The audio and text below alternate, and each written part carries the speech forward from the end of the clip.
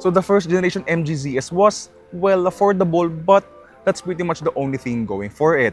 It looked nice enough for the price, it drove well enough for the price, but it did nothing spectacular in any way, shape, or form. Now though, MG wants to change all of that, or at least revise your expectations, especially with this new generation MG ZS. Oh, and did I mention nga pala that this is also a hybrid? More on that later. For now, if you like what you're seeing, or even these kinds of reviews, why not hit subscribe and hit the bell?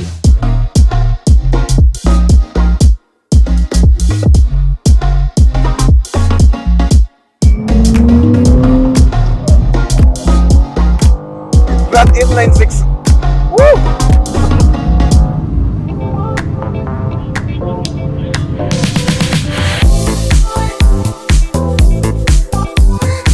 So as you're gonna be seeing here, in terms of the way it looks, the MG ZS does look really nice in my opinion. Now, as you're gonna be seeing here in the front end, you have these nice LED headlights, in which these are connected by the way by this chrome trim piece to somewhat enhance the width of the car's front end. You also have this very bold grille, which has this mesh pattern, and so it does help the car in having a sportier look. You also have these satin silver trims here, along with snazzy 18-inch two-tone alloy wheels, at least for the range-topping ZS Hybrid, which now then leads us to the car's striking side profile, or rather at least sleeker, because you have these nice character lines here, which helps make the side profile look more dynamic. Then you also have these satin silver trims here. And then moving towards the back, you're gonna see this sleeker rear end with these LED taillights, and yeah, in typical MG Philippines fashion, you have this Brit Dynamic logo here. And then, yun nga, this is the Hybrid Plus version, the range-topping version of the MG ZS. And so, yeah, worth mentioning as well is that this doesn't have a powered tailgate. And then, as you're gonna be seeing here, this is your trunk area, pretty good space. Yeah, so overall, in terms of the way the car looks, I think they have done a really good job with redesigning the new MG ZS. And yeah, it's a really huge step up for me, I think, with the way the car looks now. And with that in mind, I think it's a good time for us to hop inside the brand new MG ZS Hybrid to see what else this car has to offer.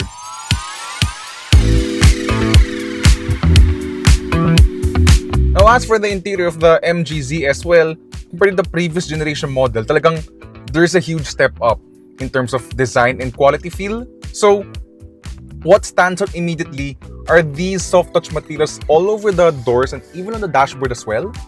And then, worth noting then for me is that there's not much gloss black plastic all around the interior. There is one nga lang, an L-shaped element here in the car center console. And worth noting that at least here is that based on my experience with this car, yeah, with the P button and the start-stop button being close to each other, medyo napagkalituan ko sila at least once for the entire week that this car was with me. Pero buti na lang na hindi ito mechanical shifter and rather ito ay isang electronic shifter, and so therefore if you do accidentally press the start-stop button instead of the P button, it will just revert back to park anyway.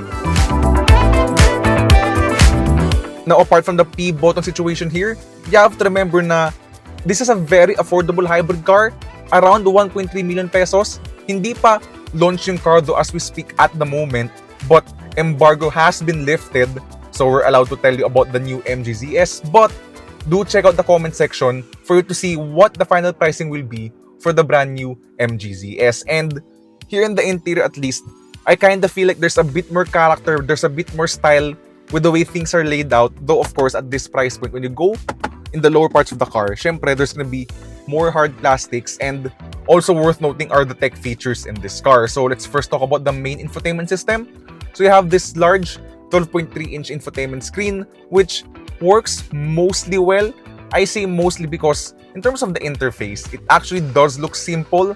What I am kind of irritated though, kung sabihin natin, is some of their software decisions. And what I mean by that is, for example, being a hybrid, of course, meron itong regen braking or regenerative braking. But unlike in most other cars wherein you're gonna be able to control the sensitivity through a physical control in the vehicle's interior. Here though, you're gonna have to dive through the infotainment in order to change the intensity of the region braking. And ang malala pa dun is, it's annoying na every time you turn off the car and then start it back up, it's always gonna be resetting back to that moderate region braking setting. Another annoying thing here is that as you're gonna be driving later, you're gonna notice some of its advanced safety features. So, what irritates me the most here is that meron tong speed limit warning, and unfortunately, for example, yung 20-ton sign for a bridge weight limit, it will always be interpreted by the system to be a speed limit. So, yeah, isipin mo you're in Slex, the car will see the 20-ton weight limit sign, and of course, you're at Slex, diba? So what's your speed? 100 kph, diba? And just imagine how annoying the speed limit warning is when it detects that 20-ton sign or any weight limit sign in Slex, for example, or NLEX. And yeah, so you better turn off the system. Unfortunately though, just like the car's region braking, that will also reset. So whenever you turn on the car again, that will revert back to the speed limit warning turned on. So yeah, those features are driving me a bit crazy. But apart from those settings quirks, it will always reset to its standard setting. Everything else is pretty well laid out. So unfortunately, though you have physical controls here, all of your climate settings nga lang are in the infotainment screen. Making things more awkward is the fact na the climate controls are not readily available at all times. So for example, you're in Apple CarPlay and you wanna go to the climate settings, you're gonna have to not even just exit Apple CarPlay, but you have to even go through the main home screen in order to even change the climate settings, or just go through the climate menu itself, which is even more stressful because just imagine, just want to change the air conditioning settings, for example, but that's going to be taking you 5 or 10 steps. At least you do have Apple CarPlay as mentioned. The sound system is pretty good. Though I really do hope talaga na one, the settings of the car will always revert back to where you basically left it, and for the climate controls to be always present at least man lang here in the car's infotainment screen. Now, apart from those ergonomic quirks with the infotainment system, let's talk about na ngayon the rest of the interior. So, these seats here, these leather seats do feel nice. The squircle or whatever kind of steering wheel that you're seeing here looks and feels really nice as well. This has no panoramic sunroof, but the Philippine spec versions will come with a panoramic sunroof. So there's that part as well. You have to remember, by the way nga, na this is a pre-production unit, itong MGZS that we're currently in. And so with that in mind, I think it's a good time for us to hop inside to the rear seats. Which, as you're gonna see here, there is plenty of space in the back of the MGZS. So the car has grown quite considerably compared to the previous generation model, and so therefore, that is reflected thankfully with more legroom here. So yeah, legroom's really good to a point na kaya kong maka-4. Headroom's also really good, though you have to remember na this doesn't have the panoramic sunroof, so this may change once we get the Philippine spec models with the panoramic sunroof. And then as for rear seat amenities here, you're gonna see na you have your own aircon vents. It is also worth mentioning it's a pretty wide interior compared to most of the segments' subcompact offerings. Yun nga lang, there is no center armrest, but that is okay, I think, especially considering the car's price point. And yeah, with that in mind, with all of these figures and space stuff out of the way, let's talk about the car's drivetrain as well as the car's driving experience. So the MGZS has a series parallel hybrid system consisting of a 1.5-liter non-turbo 4-cylinder along with a very strong electric motor. In fact, MG's system is much more electric dominant versus what the Japanese brands offer. As a result, you've got 465 Newton meters of torque along with a 0 to 100 kph time of just 8.7 seconds. This is all mated to a 3-speed DHT, otherwise known as a direct hybrid transmission. Though, as you'll be seeing later, this transmission is a double-edged sword. So what do you need to know about the brand new MGZS? So compared to the previous version, kung yung dating MGZS kind of felt like it was made to be just, a cheap and cheerful crossover SUV, this new one raises the bar much further. Well, to be fair, sa totoo lang, compared to the previous model, there's pretty much nowhere to go but up, right? Not to diss on the previous model, but yeah, that was a car that is good enough for the price, considering the car's price. Now though, yun nga, as mentioned, this new MG ZS feels much better to drive. First and foremost, let's talk about the part that this is the hybrid version, which means na in the realm of the MG ZS, this is pretty much the range-topping version. Thankfully, the hybrid version mostly improves upon the car's smoothness and the refinement aspect because, as typical with a lot of these Chinese brands, MG is leveraging on its expertise on batteries and electric motors with their hybrid system. Yeah, so yun nga, as we got out of this junction, the car is very responsive. It's really dominated by the electric motors, itong hybrid system niya, because with other brands, if I jab the throttle and went out of that junction, for example, Toyota or Honda, magbubukas na agad na ng gas engine. But here, out of its more than 190 plus system horsepower, it is the electric motors that are doing most of the job, unlike in the Toyota and Honda systems where the electric motors are mostly the supplement rather than the main ingredient in their hybrid systems. So here's a pretty long straight.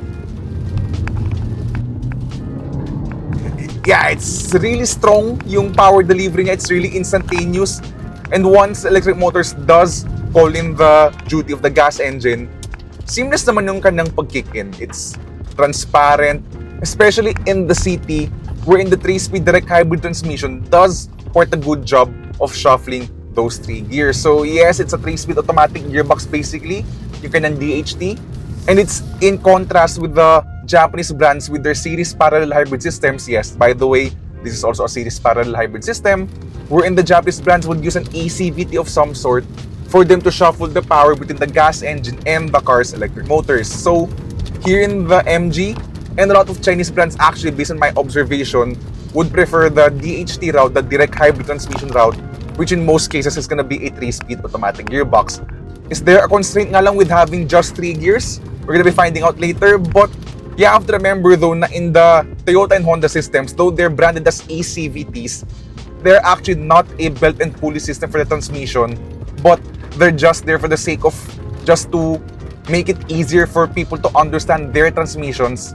Because in the case of Toyota, there is a planetary gear system, while in the Honda system naman, there is just a clutch-based system wherein the engine merely connects or disconnects with the car's drive shaft, but there is no belt or pulley system to talk about with the Toyota and Honda hybrid systems and their ECVT. Now, with the MG hybrid system, as mentioned yun nga, it is actually the electric motors being the main ingredient, and so therefore, the car is very refined. With the car mostly driving in pure electric mode at a higher percentage pa nga sa totoo lang than what the Japanese brands can do, the MG ZS feels sophisticated in these speeds, here in these kinds of roads, and it really helps in elevating the car's refinement, especially when you're driving this car in the city.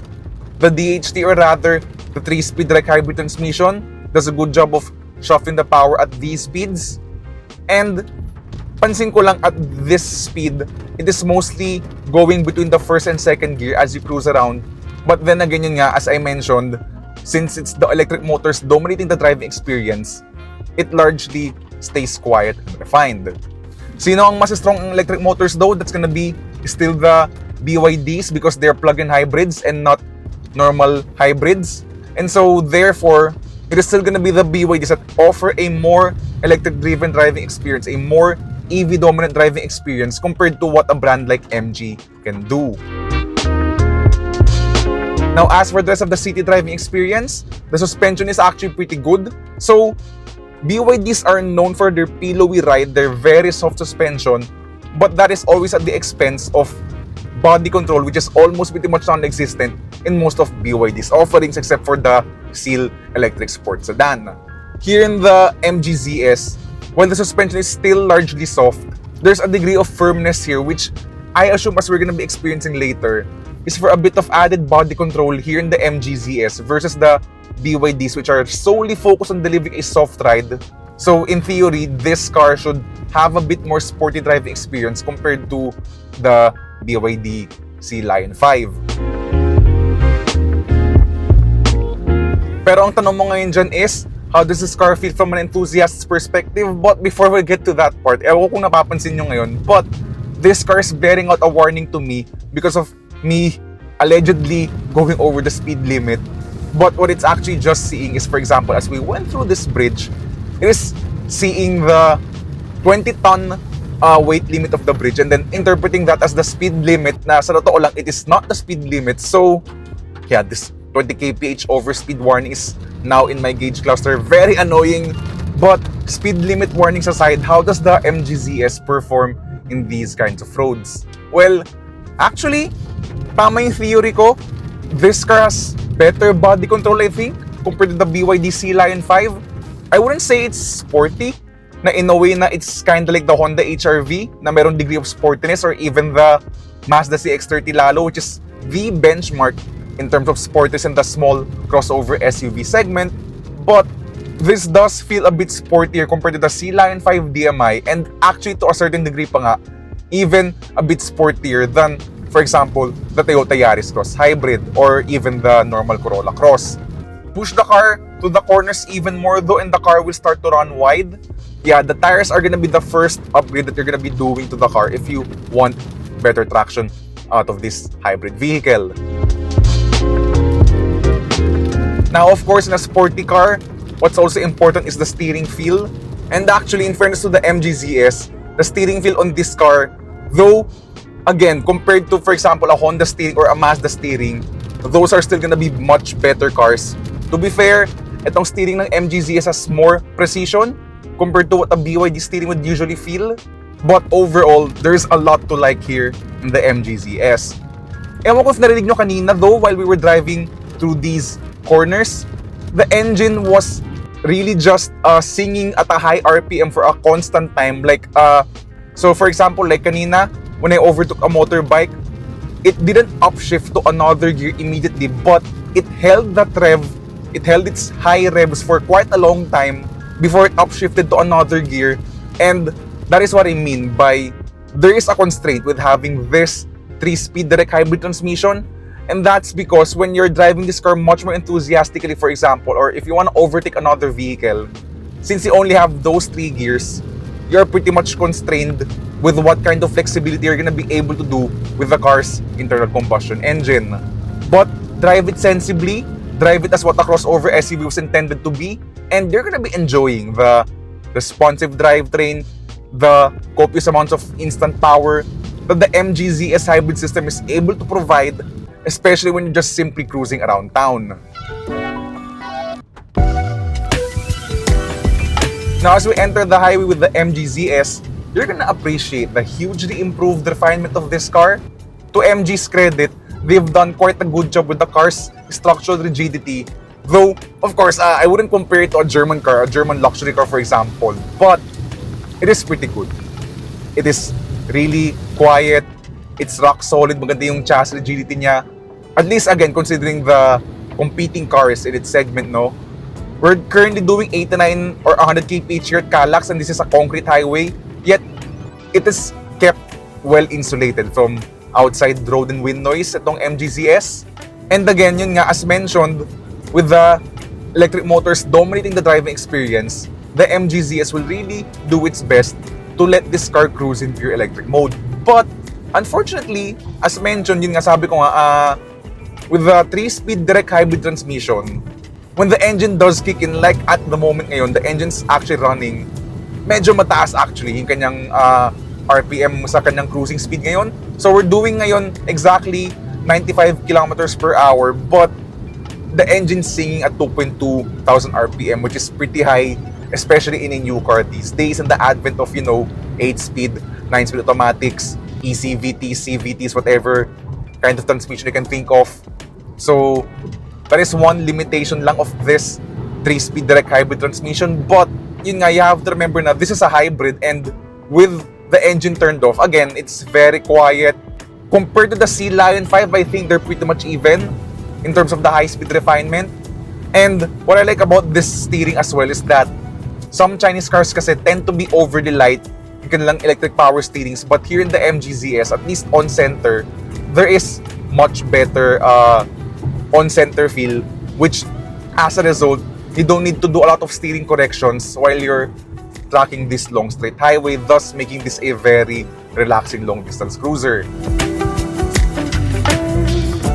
Now, with that in mind, let's talk about the car's fuel economy.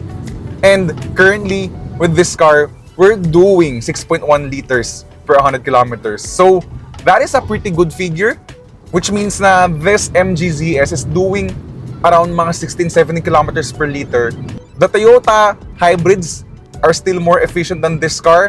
Again, the flexibility of having an ECVT of some sort rather than a 3-speed automatic transmission. But yeah, I mean 16 kilometers per liter still pretty good. And expect this figure actually to be a bit higher, mga actually around 18 to 90 kilometers per liter when you drive this car regularly in Metro Manila traffic, for example, or basta basically city cruising with this car. Now, with that in mind, let's talk about the car's advanced driver assistance systems. So, this car comes with the so-called MG Pilot. And with MG Pilot, what you get here is the usual full-speed adaptive cruise control, lane departure warning, lane keeping assist, and lane centering pa nga even, which is, I think, pretty good on how they've calibrated the system. So I'm gonna be activating the feature ngayon kahit here in these corners of Calax. Yeah, it is actually doing a good job of keeping the car in the center of the lane, kahit sa mga kurbada. Of course, expect the system to warn you when your hands are off the wheel for quite a while. And even the driving part, like as in how it manages the distance of the car in front, it is doing a good job of the braking and the accelerating. It is very human-like. You also have, of course, blind spot warning with rear cross traffic alert, along with rear automatic braking, apart from, of course, the one at the front. And then, you also have the usual suite of 360 cameras and, of course, the plethora of airbags to speak of. So the MGZS this time around is a much more compelling car. No longer would you buy it simply for its affordability, because it now has true style and much better substance. Is it perfect? Well, the Japanese brands still have more polish, but versus other Chinese competitors, the ZS Hybrid does come with an added dose of flair. Job well done, MG! As mentioned, you have to go back to the comment section on July 3 in order to see the final prices. But what we can tell you now is that the ZS Hybrid will top out at no more than 1.3 million pesos.